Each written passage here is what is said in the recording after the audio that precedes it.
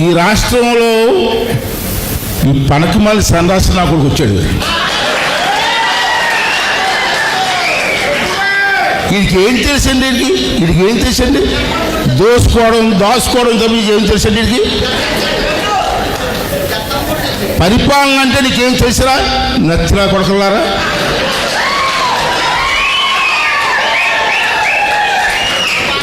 రాజమహేంద్రవరం అని తెలిసి తెలుగులో మాట్లాడాడు వీడు. రాజమహేంద్రవరం అనమనండి నిన్ను తుత్తు అంటాడు నా వరకు. ఈడేమో మనకు ముఖ్యమంత్రి, మా కర్మ కాలిపోయి కానేదా? ఏడా పరిపాలన చేసావు? ఏం చేసావు పరిపాలన? పెద్దలందరూ ఆలోచించండి. నేనేదో జోక్గా మాట్లాడలే. ఇదేం కర్మ అండి ఆంధ్రులకి, తెలుగువాడికి. ఎందరో మహానుభావులు పరిపాలన చేసిన ఆంధ్ర రాష్ట్రం మంది. ఈ ఆంధ్ర రాష్ట్రానికి ఇటువంటి దౌర్భాగ్యుడు అండి పరిపాలన చేయడు. ఏం చేస్తావు నువ్వు? ఏమన్నావు ఆ రోజుని పాదయాత్ర చేస్తూ? రా పావేసేవాడు, ముద్దులు పెట్టేసేవాడు, తల మీద రా పావేసేవాడు. ఒక ఛాన్స్ ఏం చేసావు? ఒక ఛాన్స్ ఇస్తే ఏం చేసావు? రాష్ట్రాన్ని అప్పులు పాలు చేసేసావు, దోసేసావు. ఇంత పెద్దలు చెప్పారు. ఇసుక దోపిడీ అండి,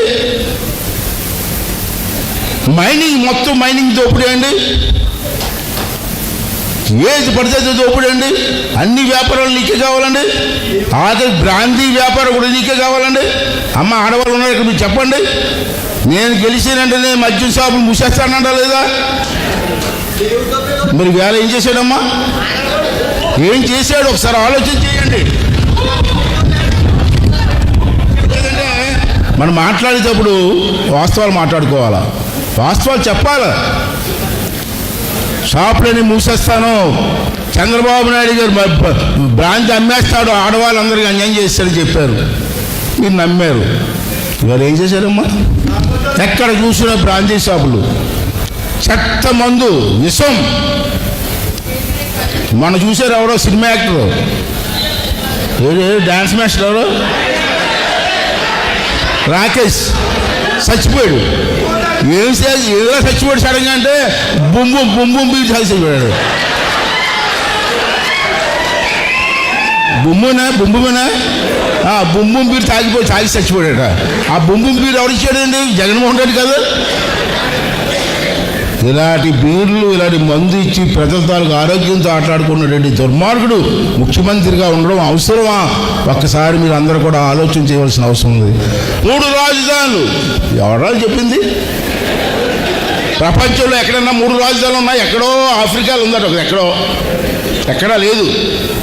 ఆ రోజు నువ్వేమన్నావు? ఒకటే రాజధాని నువ్వు ఒప్పుకున్నావు. మళ్ళీ తర్వాత నీకు 3 రాజధానులు ఆలోచన ఎందుకు వచ్చింది? నీకు ఆలోచన? ఇవన్నీ కూడా ఒకసారి పెద్దలు ఆలోచించారు. రాజధాని లేని రాష్ట్రం అయిపోయింది మన దిక్కుమాల రాష్ట్రంలాగా. పక్క రాష్ట్రాలు ఎక్కడ బెంగళూరు కానీ చెన్నై వెళ్తే మీది ఏ రాజధాని అని మమ్మల్ని ఎట్లా చెప్తున్నారు? ఏం చెప్పంటారు మమ్మల్ని? విశాఖపట్నం రాజధాని అంటాడు. బుద్ధున్న కొడుకులు ఎవడన్నా విశాఖపట్నం రాజధాని పెడతారండి? నేను విశాఖపట్నం అండి కదా, నేను ఉత్తరాంధ్ర వాడిని, విశాఖపట్నం మాది. అయినా నేను వద్దంటున్నాను. ఎందుకు వద్దంటున్నానండి? విశాఖపట్నం రాజధాని పెడితే కడప నుంచి రావాలంటే రాజధాని ఎంత దూరం అండి? కర్నూలు నుంచి రావాలంటే ఎంత దూరం అండి? రాజధానికి వచ్చిన పేదవాడు ఎవరైనా పడి మీద వస్తే ఎన్ని రోజులు పడుతుందండి? హైకోర్టు కర్నూలులో పెడతా అంటాడు. ఎవరో చిన్న రైతులు కోర్టుకెళ్ళి ఎంత వరకు పడుతుందండి? ఎన్ని రోజులు పడుతుందండి? ఎంత ఖర్చు అవుతుందండి? రాజధాని అన్నది రాష్ట్రానికి మధ్యలో ఉండాలా. ఏ బుర్ర ఉన్నవాడు అనేది అలాగ ఆలోచిస్తాడు. ఈ బుర్ర తక్కువ నా కొడుకు కదా. పూర్వం అనేవారు పెద్దలు, కుర్రోడు పుడితే 9 నెలలకు పుడతారు కదండి. తక్కువ 6 నెలలు కూడా ఏమంటారు? అదే నాడు నెల తక్కువ నా కొడుకు అంటారు.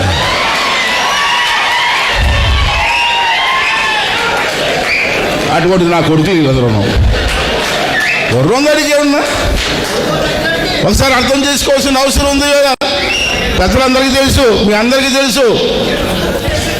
30 లక్షల ఇల్లు కడతాను అని పెద్ద సాధించాడు ఆ రోజుని పేదవాళ్ళకి. ఎక్కడికి కట్టారా? ఎక్కడికంటే చూపించు. బురదలో ఇల్లు ఇస్తావా?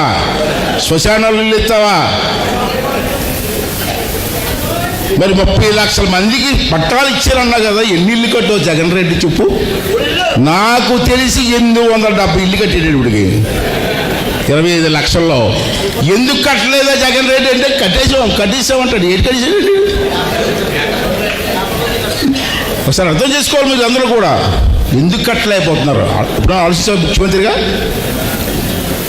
రివ్యూ మీటింగ్లో అడగదా ఎందుకు కట్టలేకపోతున్నారు జనం? సిమెంట్ రేటు పెరిగిపోయింది, ఇనుము రేటు పెరిగిపోయింది, ఇసుక రేటు పెరిగిపోయింది. ఎలా కడతారు జనం? సిమెంట్ ఎవరిది? నీ పెళ్ళాంది కదా, నీ ముద్దులు పెళ్ళాంది కదా సిమెంట్ ఫ్యాక్టరీ. భారతీయ సిమెంట్ ఎందుకు రేటు పెంచుతావు? దోచుకుని తిన్నానుక చాలా దోచుకున్నది అంటే 1,80,000 రూపాయలు కేంద్ర ప్రభుత్వం అంటే నేను ఇచ్చాను రాజ్యం సిక్కుంటారు కదా నాకు అప్పుడు. మీరు కేంద్ర ప్రభుత్వం ఇస్తుందా? మోదీ గారి కొడుకు పుడితే నా కొడుకు అంటాడు తను. నీ కొడుకుని ముద్దు పెట్టుకుంటే అర్థం ఉంది. మోడీ గారి కొడుకు పుడితే నా కొడుకు అని మాత్రం ముద్దు పెట్టుకుంటాడే. అమ్మ సిగ్గు లాగోలా ఏంటంటే ఇలా మాట్లాడితే నా మీద 14 కేసులు పెట్టాడు. ప్రజాస్వామ్యంలో మాట్లాడే హక్కు నాకు లేదా? వద్దన్నట్టు ఇవ్వరురా. నేను మాట్లాడతాను, అది నాకు హక్కు. అంబేద్కర్ గారు ఇచ్చిన హక్కు నాకు. ఇవ్వడు మాట్లాడవద్దని నాకు. సరే ఎలా కేసులు భయపడతాను మేము. పెట్టు ఏం పీకు, 14 కేసులు పెట్టావు ఏం పీకో. పార్టీ కోసం ఏం పెట్టిన పడతాం మేము. భయం పడే ప్రసక్తే లేదు. కాకపోతే ఇందాక చెప్పినట్టు ఈ 65 సంవత్సరాల వయసులో రేపు కేసు పెట్టాడు, ఒకటే బాధ ఉంది. నేను తమ్ముళ్ళు అన్నలో ఈ వయసులో నేను రేపు చేయగలనా?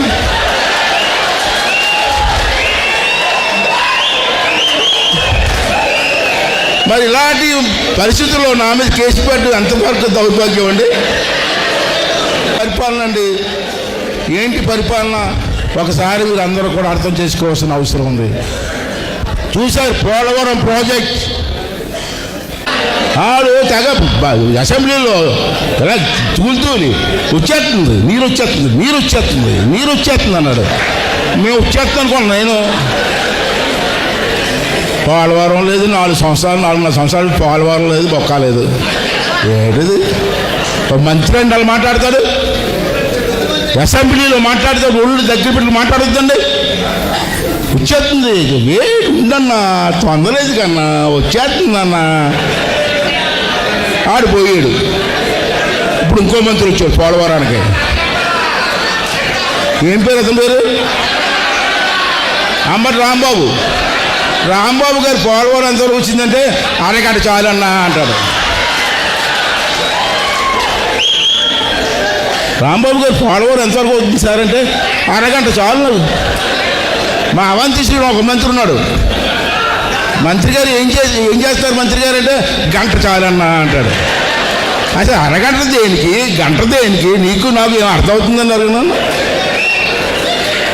అలాంటి ఎవడో అనంతపురం జిల్లాలో ఒక ఎంపీ ఉన్నాడు.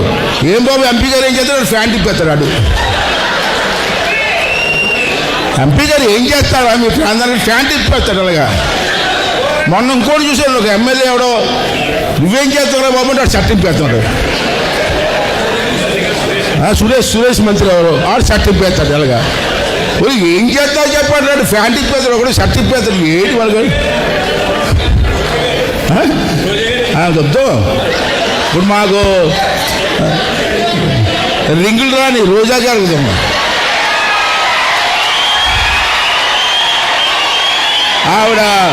ఆవిడేమో ఏ మంత్రి?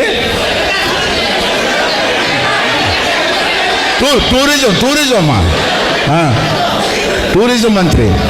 మరి మా ఏరియా అరకు వ్యాలీ, చింతపల్లి, పాడేరు ఇవన్నీ కూడా టూరిజం సెంటర్ కదా. ఒకసారి విశాఖపట్నం వస్తే ఏమమ్మా మా టూరిజంకి ఏమైనా శాంక్షన్ చేసేవంటే నా సొగసు చూడు మాయా అంటది. అది కాదమ్మా మాకేమన్నా ప్రాజెక్ట్ ఇచ్చావంటే నా సొగసు చూడు మాయా అని. ఏడు చూస్తాం సొగసు, ఏడు కర్మ. మంత్రి ఇటువంటి దౌర్భాగ్య నాగరికులు అందరూ మంత్రులు.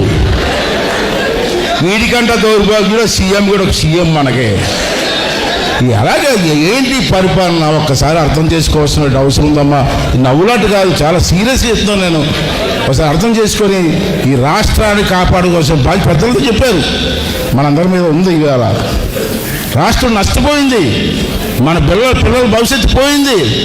మీ పిల్లలు స్కూల్కి వెళ్ళి ఎప్పుడన్నా పరీక్ష పేపర్లో బాబు మీ రాజధాని ఏదైనా అడిగితే ఏం రాస్తారు చెప్పండి. ఇటువంటి పరిస్థితి అండి. వేళ రోడ్లన్నీ బొక్కలు. 4 సంవత్సరాల వరకు చెప్తాను, జూలై 15వ తారీఖు కల్లా బొక్కలన్నీ తీసేస్తాను కదా. జూలై 15 అయిపోయింది, మళ్ళీ నిన్న మొన్న అయిపోయింది జూలై 15. నిన్న మొన్న ఎన్నిసార్లు చెప్తే జూలై 15 అని. ఇలా నీకు అన్ని విధాలుగా మోసం చేసినటువంటి ఈ దౌర్భాగ్యులకి సరైనటువంటి మరి బుద్ధి చెప్పవలసిన అవసరం ఉందని చెప్పి ఈ సందర్భంలో మీ అందరికీ మనం చేస్తున్నాను.